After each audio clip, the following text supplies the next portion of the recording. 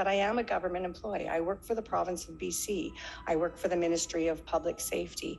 And that can be a bit challenging at times because if any of you are public service employees, you swear an oath to support the government. And much of the work that I've done in the last 6 years has not been very supportive of the government and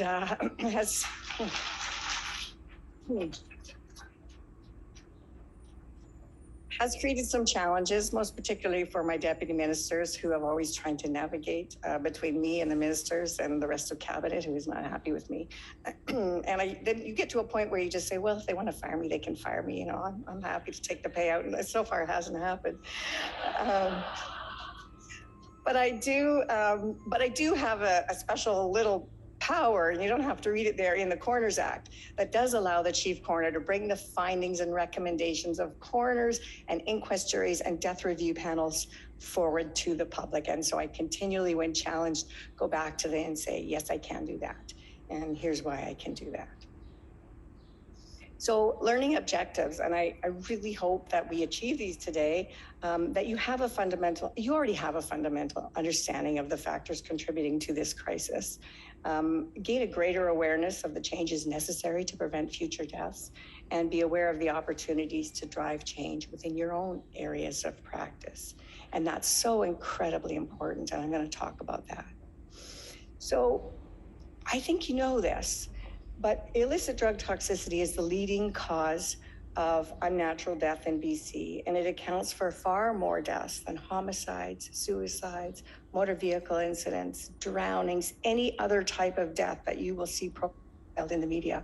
Drug toxicity deaths are about double all of those combined. So when we see these outcries around a homicide and nobody should die a violent death, and I think but 6 people died today of a toxic drug event, and where is the outcry? And that's something that as chief coroner, I know how people die. Sadly, that's my business. And we know that this crisis is immense. So I'm gonna spend a few slides, be patient with me with some data because it's important to ground this. So this is BCCDC information, and this shows the top 15 causes of death and potential years of life lost in our province. And you'll see that the yellow there is drug toxicity deaths. They're number 4 in terms of cause of death. It's second in our province in terms of potential years of life lost. The life expectancy in our province has decreased as a result of the toxic drug emergency. And you look at the average ages of the first 3 causes of death, 70 plus, generally 80 plus. For drug toxicity deaths, it's 44. So we are losing huge potential in our province because of this crisis. By age group, there's a couple of slides here. So by age group, in March 2020 to February 2022, drug toxicity was the leading cause of death for, look closely, those 19 to 29, second for those 30 to 39, and then you can see the rest. And then I had this slide in my presentation that I was updating, and I went back to the CDC just to check, and they put up a new one. Drug toxicity is the leading cause of death in our province for people aged 10 to 59. The leading cause of death in British Columbia, if you're 10 to 59, is drug toxicity. That's almost unimaginable. So I want to talk a little bit about the beginning because some of you may not have been there, and the declaration of the provincial health emergency in 2016. And I'm not super great with technology, I'm going to be honest. And I wanted to put a picture of Dr. Perry Kendall in there, who was the architect of the public health emergency declaration, and I wasn't able to do that. And to my great pleasure, I ran into Perry this morning. And so I don't want to embarrass him, but I do want to acknowledge that but for this public health declaration, we would not be anywhere near where we are now. We're not far enough, but Dr. Kendall was brave. He exhibited courage. He always exhibits great grace. And so, Perry, I just want to acknowledge you. Would you stand up for a minute, please?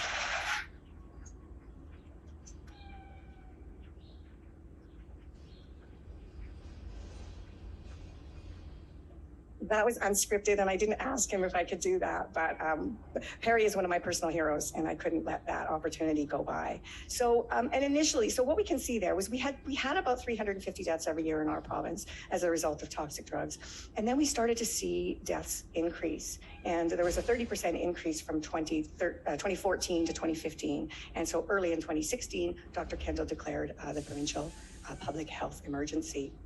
And initially, there was a significant response. That was a massive measure for him to take. I'm not sure whether there'd ever been a provincial public health emergency declared. No, he's saying no. That was the first time in our province that a public health emergency was declared. And so there's a big response. The BCCSU started working on the take-home naloxone program, which has been fantastic. For years before that, you could only ambulance paramedics and emergency room physicians had Narcan and naloxone available to them. So this was massive.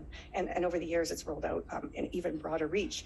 And in 2016, a very courageous Minister of Health used his authorities under the Emergency Health Services Act to open up overdose prevention sites. And again, that was something that was novel. It took courage. It was a change that not everybody supported. But he said, we need this, and he did that. And they're now established. But I think you need to remember that was a risk. And Minister Lake took big risks doing that. But I'll show you what came next. So more deaths and more deaths and more deaths.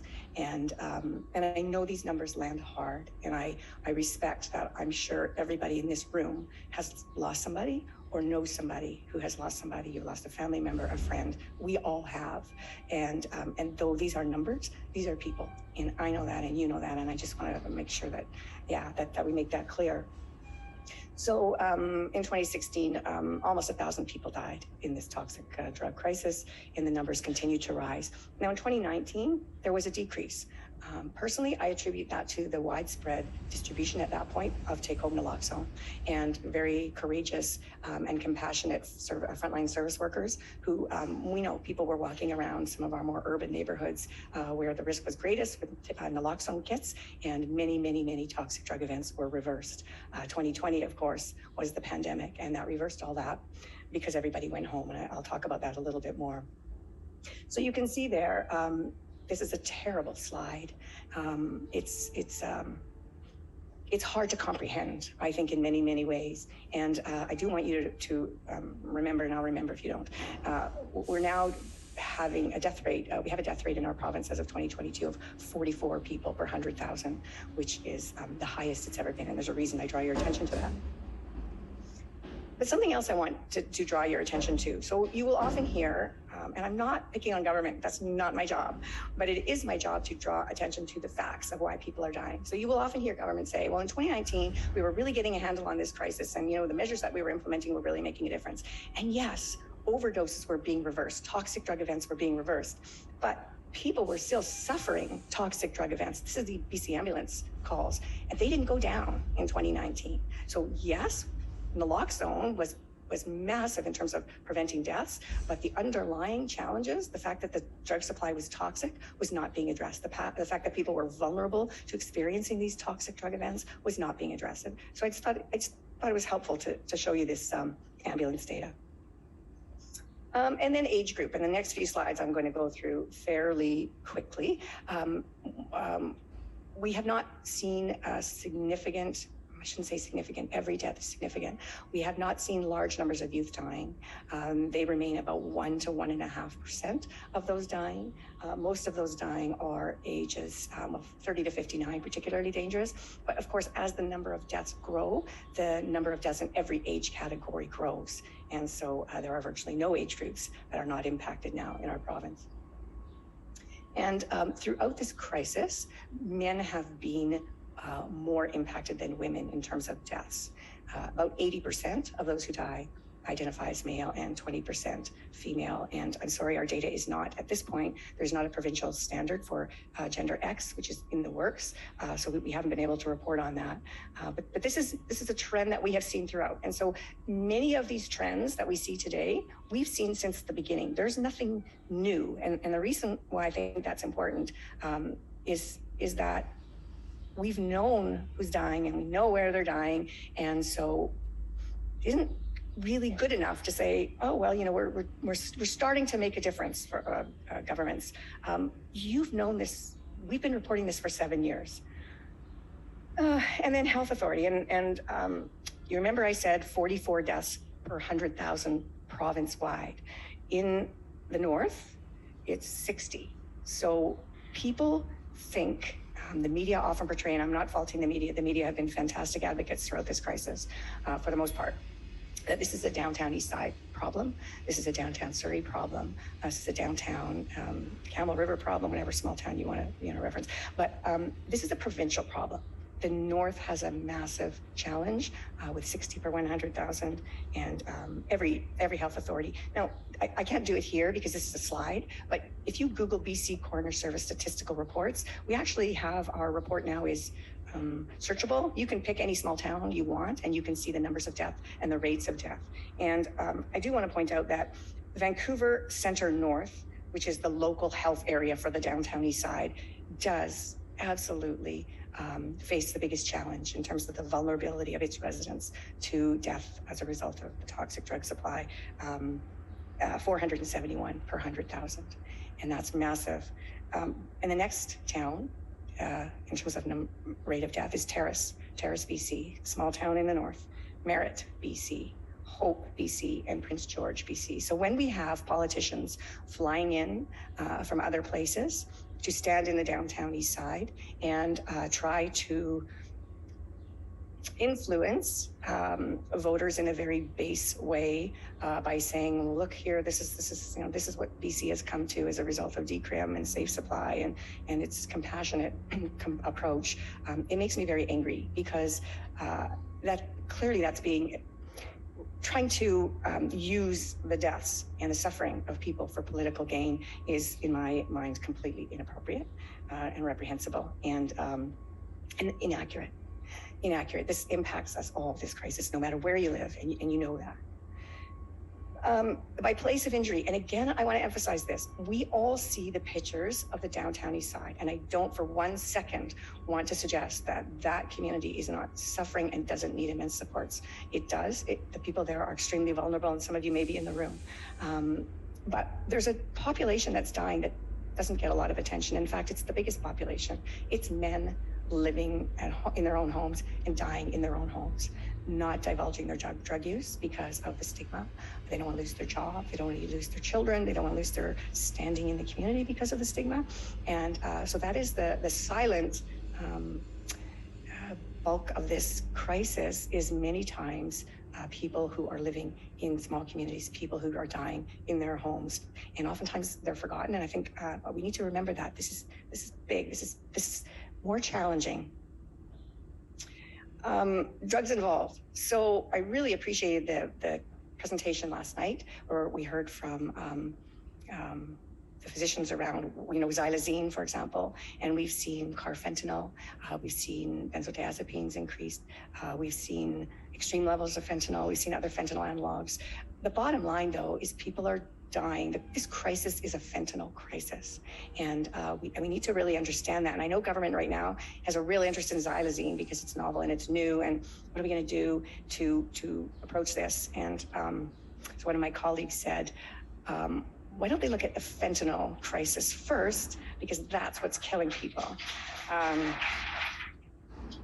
Let's not get sidetracked by the novel drugs. They're very, very, we need to know about them. We need to be concerned about them. But this is a fentanyl crisis, and 80% of those who die are dying as a result of fentanyl. And it is unpredictable on the unregulated market. And that's just another slide that shows the same thing. You can see there, the blue are the fentanyl involved deaths. And this is where it's really, really important to ground the things we say in evidence. And we have been working really, really hard to produce facts and data because, well, at least from my agency, data doesn't lie. This is the data. So when people try to manipulate and say what this is, crisis is or isn't, it is a fentanyl crisis. The vast majority of people are dying of fentanyl. So I don't want to spend a lot of time on this because I'm not a First Nations person, and I'm not comfortable speaking for First Nations. And I know that Dr. Nell Wyman of the First Nations Health Authority and her leadership team are doing an event today at 11 o'clock to talk about the most recent First Nations data in terms of drug toxicity. But it would be remiss of me not to stand up here and not comment on the fact that the impacts on First Nations in our province have been immense, far more disproportionately impacted than non-First Nations people. And we know, and this is a headline from a newspaper article that Cheyenne and Dr. Wyman wrote, ending the toxic drug crisis means addressing racism, colonialism, and the root cause of substance use. And I think we really need to understand what you understand already. This is a complex crisis, has long roots. We heard about that yesterday in terms of the racism and some of Canada's drug laws. I've got a slide about that. So I do want to acknowledge that. And when I hear governments now talking about involuntary confinement for people who use drugs, and it's not my place to say this, again, because I don't speak on behalf of First Nations, but it has twinges for me of the residential school system, and we know best. And we will take you away and put you somewhere, and then you will get, you will be saved. And it makes me very nervous. And it kind of confounds me because I think we don't have anywhere close to the voluntary system of treatment, recovery, safe supply that we need.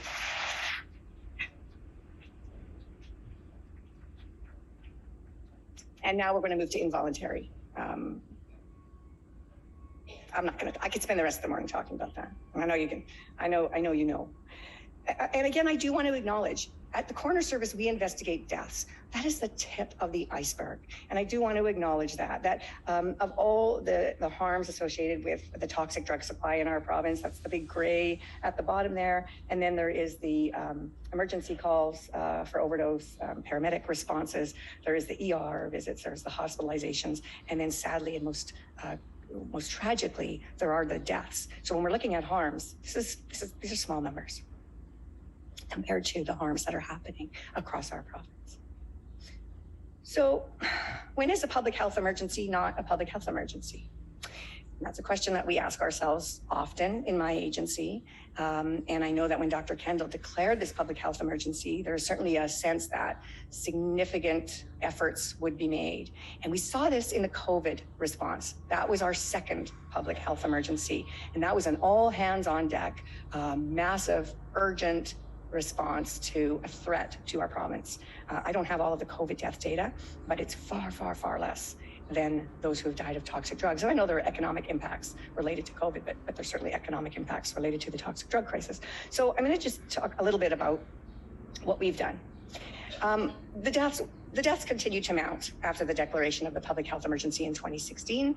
And in 2017, we convened a death review panel. Now that's where we bring together subject matter experts, not bureaucrats, people who actually work in the field, and many of them are in this room today, to come and give us their wisdom on how do we turn this around? How do we reduce the deaths? How do we reduce the harms? And so we looked at 1,854, the deaths of 1,854 people. And as you heard yesterday, or I think some of you were in that presentation yesterday, many of them had recent healthcare or corrections involvement. Most people were using a loan in a private residence. Many had sought treatment in the past or support. And the most shocking finding for me, because I didn't know this and it wasn't something I had thought about in the past, there are no provincial regulations for evidence-based standard for addiction treatment or for reporting outcomes. So one of the things we hear a lot is we need more beds, we need more treatment, treatment's going to make the difference. We actually don't know what outcomes are for treatment. And nobody's saying that it's not important. And there are many, many people in our province, and many maybe in this room, who have access to treatment and recovery services and found them beneficial. But we don't actually know which ones are helpful and potentially which ones are harmful. There's no reporting. We know of families who have taken second mortgages on their home to pay for treatment services for a loved one. And then, of course, the reason we know is because their loved one subsequently loses their life, and families have no way of knowing when they're spending these tens of thousands of dollars whether any of this is making a difference. And that's a huge gap in this crisis. So they came up with some recommendations to regulate and appropriately oversee treatment. You should not be able to establish a treatment and recovery operations service without some demonstrated value. And one of the concerns that I've really had throughout this is, at least previously, there's a bit of a change. Many of these were abstinence-based, and we know that after as little as 3 days of abstinence, tolerance for opioids is reduced. And I have a significant concern that some of these programs are actually contributing to the death rate. So I'm heartened to know that you also have that concern, because I keep saying that and saying that and saying that, and there's a lot of tables that just tune that out. They just don't want to hear that. But we need to know, we need some requirements for reporting. We need to be able to know what's helping and what's not helping. And then the need to evidence-based addiction care, including, these are things that are now much more commonplace, but they weren't in 2017. Opioid agonist therapies and injectable OAT, a full spectrum of supports, and then accessible drug checking, because in 2017 wasn't very much of that. I'm sad to say in 2023, there isn't nearly enough of that either. We heard last night about the program in Victoria, which is fantastic. There should be, kudos to Piot and his team, but there should be drug checking services. Well, I don't know why we can't have them. I shouldn't say, there's probably a million reasons why we can't. They should be at every pharmacy in our province. Why? And that's nothing that, nowhere that's gone. So then I do want to talk about 2020, because I hear this a lot. We were doing great, then the pandemic happened, and then, our hands were tied.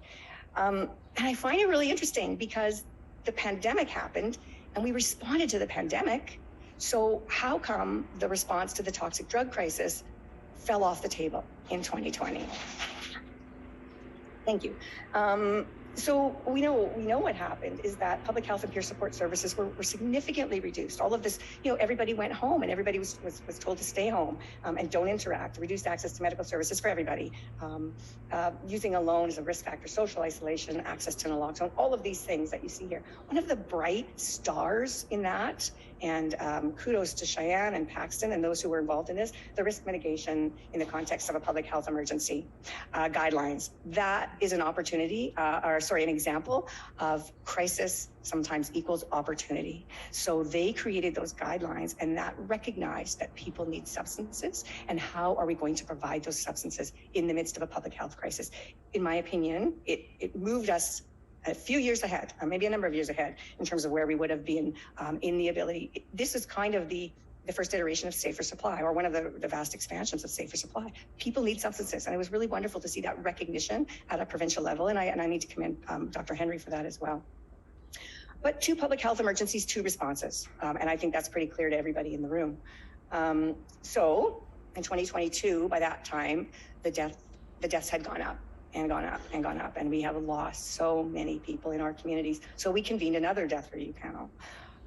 6,007 deaths this time. And I do want to note that although I often have the privilege of speaking to these findings and these recommendations and the wonderful work done by those who come and volunteer their time for the death review panels, the architect of those is my colleague, Michael Elson, who is here and giving me a look. So Michael has been the one who pulled together the data, and his team pulled together the evidence, facilitated the panels, and I've been riding on his coattails ever since. So I do want to thank you for that, Michael. And again, things that we know now and kind of take for granted that we know, but we didn't necessarily know. We needed to get it out there in front of the public, and frankly, in front of government. So obviously, the deaths continued to rise, and the supply was increasingly toxic. Smoking is the most preferred method of consumption now. And I heard some questions last night, a couple of different panels that I saw saying, what about people who smoke their drugs? And that has been a challenge that a lot of the the services have not been able to meet because many more people smoke their drugs now than inject their drugs. So it's absolutely fantastic that we have the supervised consumption sites for and overdose prevention sites for injection. But what about people who want to smoke their drugs? And that really needs to be in this equation. Again, Indigenous people are disproportionately affected, and this is just a further example of the harms of colonialism and the impacts of racism, and we see it across our healthcare system. Strong concurrence with substance use and mental health disorder. We could unpack that all day, because I sometimes think that if you are substance users, then automatically a mental health diagnosis is assigned, which is, yeah, unfortunate. And then people in poverty, housing instability, and we know that multiple substances really is what we see often. This isn't, I say it's a fentanyl crisis because fentanyl is present in 80% of the deaths, but we see multiple drugs. And in fact, most people who die have a range of different substances in their system. Very few people are engaged with substance use services, and deaths are happening everywhere across the province. And we need to remind people about that over and over, decision makers, that again, I keep coming back to that downtown east side, because it's exploited oftentimes in messaging, depending on which government is trying to make which point. But this is a provincial crisis. This is happening in towns across our province, big and small, in all walks of life. Although we know that there are some disproportionate impacts on some segments of our population, anybody who uses drugs is at risk of dying. So this panel, and again, many of the people who are on the panel are in the room, and I want to thank you for that. People with lived and living experience. And I see Don McPherson at the back of the room. Don, you were on that panel, and I want to acknowledge Don as one of the voices for, I'm going to say decades. I don't want to out you in terms of your age, Don, who is a tireless advocate for the need to change our drug policy, our drug laws, and I don't want to note that. So this panel was angry, I guess I would say. I went to just the first morning, and there was this real sense of urgency. Urgent. People are dying on a scale we've never seen before, and we need to do something that makes a difference. But I also sense tremendous optimism in the room that with all of us together, the Office of the Provincial Health Officer, people like Don McPherson, Guy Felicella, Leslie McBain, I know I'm missing a whole bunch of people there. We had the police represented in the room, and I'm going to talk about that later, why that's an important group to recognize in all of this.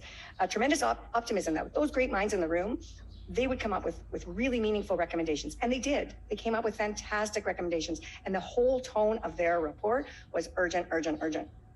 Ensure a safer drug supply, and develop a 30, 60, 90-day plan. Like, what's the plan? It's something that we've been saying over the last 7 years at every level of government. What's the plan? We haven't actually seen a plan. We've seen an ad hoc measure here and an ad hoc measure there and an ad hoc measure here, and we've not seen any evaluation of those ad hoc measures, and clearly they're not having an impact.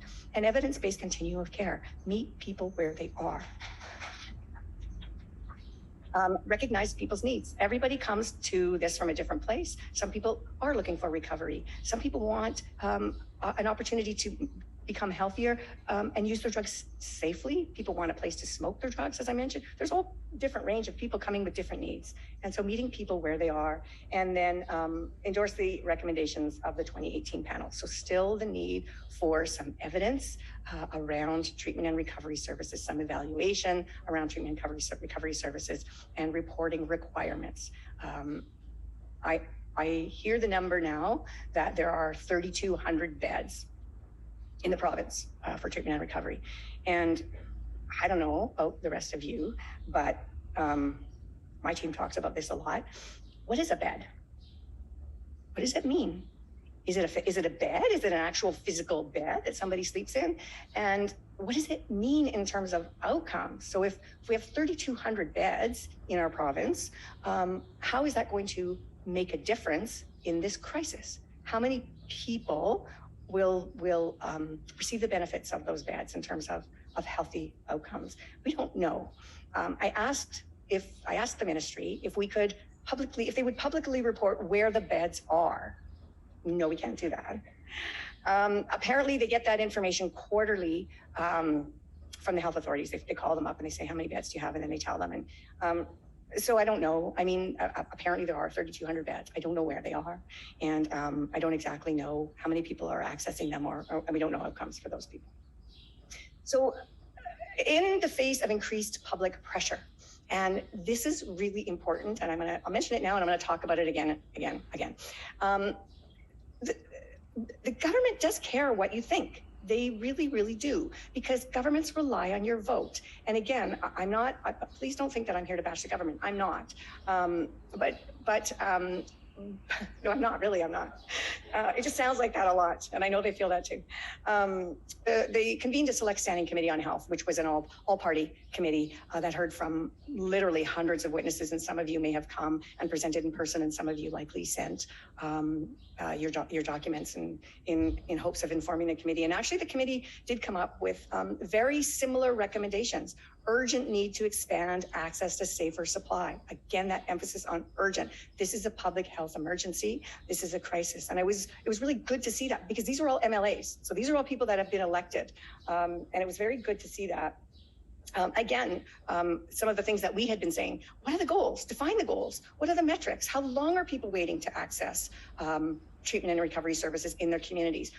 How long should they wait? What's the standard that we're trying to achieve? And in terms of safer supply, where is it available? And in what communities? And there are metrics. They're not publicly reported.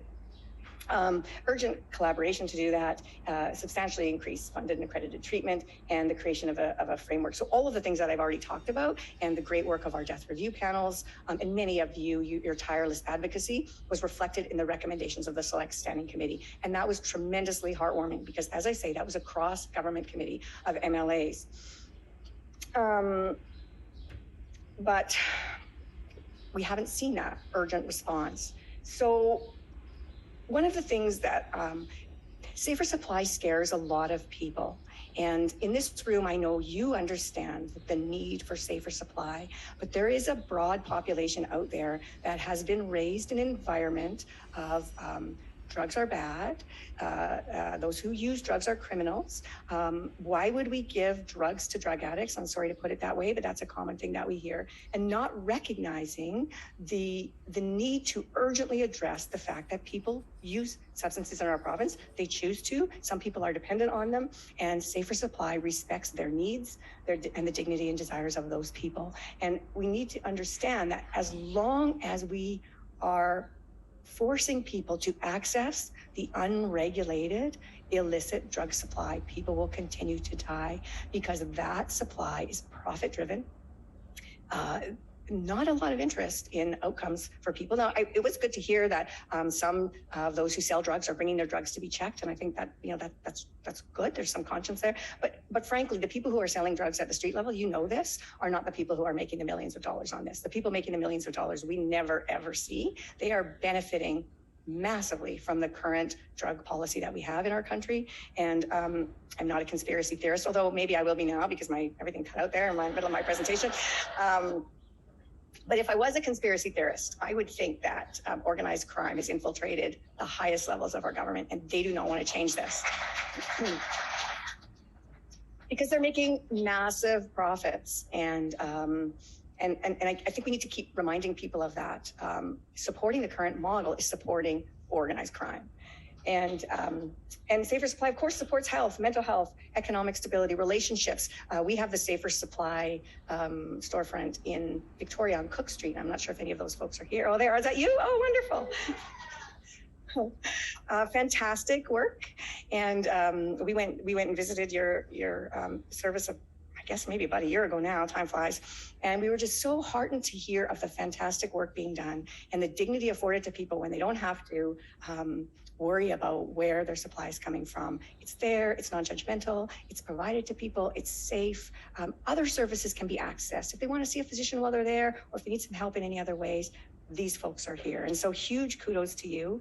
Obviously, we need many, many more of those services because they restore people's dignity and they restore people's health. And one of the stories we heard, and this is just one anecdote, was a young man who hadn't seen his family for years. Well, everybody's young to me now, so I'm not exactly sure how old he was, certainly younger than me. Because he was now able to access, meet his needs, it's safer. connected with this family, went for Christmas dinner, building relationships. It's about helping people be healthy, no matter where they are in their journey and no matter what their choices are. And I want to mention Katrina, who is the director of ABI, and I'm not going to read this, but basically, this is the theme. Listen to the people. Let's listen to the people who are using drugs, and let's hear what their needs are. Let's meet their needs. We have this tremendous conflict, and it's this paternalistic, and as we heard last night, capitalistic system where we know best, we know best, we know best. And I'll talk about that a little bit more, but SAFER has been fantastic. This is a federally funded program, and their funding isn't long-term secure, but it's secure for now, and hopefully will stay that way for a long time. And they are saving lives. So the challenge of change, and change is challenging, and this SAFER supply question is very difficult for some people. And it's currently prescriber based, so there's limited access because it depends on the prescriber. And it will not surprise you to know that many prescribers are very nervous about this. The college was not supportive initially and sort of sent a letter to those who were prescribing saying, you know, you're doing something that's not been done before, and we're watching, we're keeping an eye on you. The college didn't see it landing as hard as it did, but it landed hard with prescribers. And there is a nervousness, and that, I think we have to recognize this. Change is challenging. And when you are out in front doing something that your peers or colleagues may not support, something that you weren't trained to do initially, there's a reluctance. And so they're concerned about diversion. We hear that a lot. They're concerned that right now, and you may see it if you listen to the legislature at all, concerned, or the urban myth now is that people are picking up their SAFER supply and selling it to youth, and now youth are becoming opioid dependent and youth are dying as a result of diverted supply. And it is not true. We are monitoring, obviously, very, very closely the results of those who die of the toxic drug supply. Youth are not dying from diverted supply, and it's just another fear tactic, I think, as to ensure that the control is maintained and that we don't allow people to access the drugs that they need. So this is evidence generating, and I've heard this is one of our colleagues, Dr. Reka Gustafson. I'm sure others have said it, but it really struck a chord with me. This is evidence generating. Yeah, we don't have a lot of evidence that SAFER supply, apart from the small pilot projects like SAFER, and there's one in Vancouver, and we haven't seen that evaluation published yet, although I understand evaluations are coming out and we should be able to find that soon. We need to acknowledge that this is evidence generating. So we're not saying we're just going to do it and not pay any attention. They're tracking the outcomes for people. In fact, the SAFER supply programs are being tracked much better than the beds. And so we will be able to see what the outcomes are for people with SAFER supply. And from what I've heard and the folks that I've talked to, they are very, very positive. And there are roadblocks. We know that because currently there are a lot of hoops for people to who are wanting to access SAFER supply, but still outcomes are very positive. And then, as I mentioned before, we have to acknowledge everybody in this room, I presume, is here because you have a much deeper understanding of this crisis and the impacts and the people and the needs of the people impacted. But there is a broad range of the general public out there who doesn't understand it. And we have to help them along. We have to help them understand why we need, first of all, we need to save lives. And that, I hate to say it, some people, they will say, well, if you use drugs and you die, then, you know, you made a choice. And I know that hurts to hear because we know that people come to substance use from so many different directions and for so many different reasons. And it's often a choice. It's a way of managing pain. It's a way of managing trauma. And so I think we need to acknowledge that there is a lot of fear out there. That is one of the big challenges that we're facing. Perfection is the enemy of good, and that's what we keep saying. This is not going to be a perfect program. SAFER supply rollout is going to have challenges like anything else, but when you balance that against the fact that 6 people are dying every day, how can we not do this? How can we not? We have the means to save lives. Maybe not all 6, maybe half. Who knows? But saving 3 lives every day would be immense. And yeah, I had I'm near the end. Sorry, I got to wrap this up quickly. I see the time. I had a conversation the other day with somebody in a position of influence in government who they are now looking. They are spending time and energy looking at this issue of diversion to youth. It's a very concerning thing, and because physicians are afraid that if they prescribe and it's diverted to an opioid naive user, they may become opioid dependent and they may die. And I understand that, but That may happen to some people, but the fact is 6 people are dying every single day of every single week of every single month for the last 2 and a bit years. That's the fact. So to delay safer supply, to pull back on it, which I don't know if you saw the recent release from the provincial government on the anniversary of the toxic drug public health emergency. There was no mention of safer supply. I noticed that. I'm sure some of you noticed that. That makes me scared. So decrim, I'm going to talk really, really quickly. What's the challenge here? Again, it's fear. It's fear, fear, fear. Many people in the general public are afraid. I don't know if you're keeping up with the controversy now about this. People are going to be using drugs in the parks and in the schools' yards and in front of children, and are really hyping this up to drive the fear. We have this community safety plan, which is really designed to keep safe, frankly, the people who are already safe, because they are making people are, if somebody's stabbed on SkyTrain, that is an absolute tragedy for that family. That is a random act of violence. That is not a pattern that we are seeing. We're not seeing 6 stabbings every day and 6 people dying every day from stabbings in our province. So there's this fear of decriminalization that is going to lead to mayhem. And I think I was going to put more bullets, and I thought, well, that's all it is. Fear is what drives all of this. And we need to address that. And then this is, I'm not going to read this, but the slides are going to be available to you. There is no inherent illicitness, illegality of drugs. These are man-made, and I say that intentionally, sorry, man in the room. These are man-made laws that were created early in the last century for a number of reasons, and there were many, many racial overtones to those. And the SFU Drug Policy Coalition that Don is associated with put out a great little video. I don't have the link to it, narrated by Biff Naked. I'm not sure if any of you have seen it. It's fantastic for a real snapshot of the evolution of all of these laws and the fears. And anyway, just to say that these are laws. Laws can be made, and laws can be changed, and laws can be rolled back. In 1994, the chief coroner at the time was asked, Mr. Vince Kane, asked to do a research project into the impacts. That was when we saw a number of people dying from heroin, and recommended decrim way back in 94. So these are not new. I can tell you, and I'm really going to date myself, as an undergrad at SFU in 1980, Dr. Bruce Alexander was one of my professors, and some of you know Bruce. And you know, it was the first time that me, as a naive young person, it was actually raised my awareness that most of the harms associated with drug use are associated with the criminalization of drug use. Yeah. You all know that. I didn't know that. And so those are the seeds that we need to plant, and we need to help people understand. BC's exemption, the province had requested 4.5 grams for personal use of cumulative. There was a core planning table that had recommended 4.5 grams per substance. The province went forth with 4.5 grams cumulative, and what was approved was 2.5.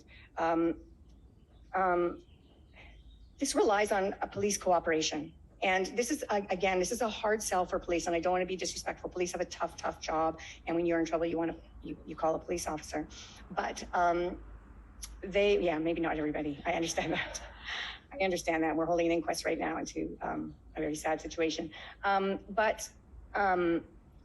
This is a big shift for police, because they saw drug use as under their purview. This was something that they were responsible for, and this is taking it out of the police purview and saying people are allowed to carry for personal use. And it is a big shift, and there are many police officers who don't agree with it. There is training. It could be more robust. And we saw in Prince George what happened last week, where there's a city bylaw that prohibits use of drugs in a public place, and police took advantage of that to move in and take people's drugs that they had for their personal use within the limits. So again, change is challenging. Paradigm of prohibition, we talked about that. I saw it on 2 slides yesterday. Where we want to land is somewhere in the middle. Regulation, yes. All sorts of things that we use are regulated. I'm going to skip ahead to one of my other heroes, Guy Felicella. I don't know if Guy's in the room. Yeah, he's an awesome advocate. And really trying to calm down the rhetoric. Regulation is something that governments do. Governments regulate all sorts of things, tobacco, and honestly, things that aren't inherently good for us. Tobacco, smoking is not a healthy thing. Alcohol, as much as we don't like to hear it, it's not healthy for us. Alcohol is not a healthy substance, so it's regulated. And cannabis is regulated. other drugs could be managed in the same way by regulation. And I really appreciated Kai's point here. It's about informing people, educating people, and then, to use a really powerful phrase that I'm going to co-opt it, my body, my choice, letting people choose. So Winston Churchill is kind of a person that I've read a lot about, and I think it's a really interesting person. Failed at so many things in his life, over and over and over. The man was a failure until he became a wartime prime minister, and then he was a hero. He was probably the best wartime prisoner. Maybe President Zelensky is coming very close. But he's got a tremendous number of fantastic quotes. But those who never change their mind never change anything, and that's what this change is about. The challenge of change is encouraging people to change their minds, to listen to the evidence, to let go of the old stereotypes and the discrimination and the marginalization and the racism, and actually listen to the evidence and see what will make a difference. Open your mind. So we are now seeing this dichotomy where it's either safer supply or it's treatment, and we're seeing political parties land on one or the other. Clearly, it's both. As we've seen from our death review panels, as we saw with the Select Standing Committee, we need a range of options. We need a continuum. We need to address racism. We need and the impacts of colonialism, and all of these other needs: mental health supports, healthcare, poverty reduction. They're such basic human rights, and we need to be really cautious not to be drawn into these political dichotomies of one or the other. Here's somebody who's been really good at advocating for change. Leslie McBain, one of the founders of Moms Stop the Harm. There's a few personal heroes in this, and Leslie is absolutely one of them. And Leslie lost her son, Jordan. And what Leslie and the moms will say is, it's too late for us. We lost our children, but we don't want other people to experience the loss that we have experienced. And so they're tremendous advocates. And we have had Leslie come and speak for us, Dr. Nell Wyman. In summary,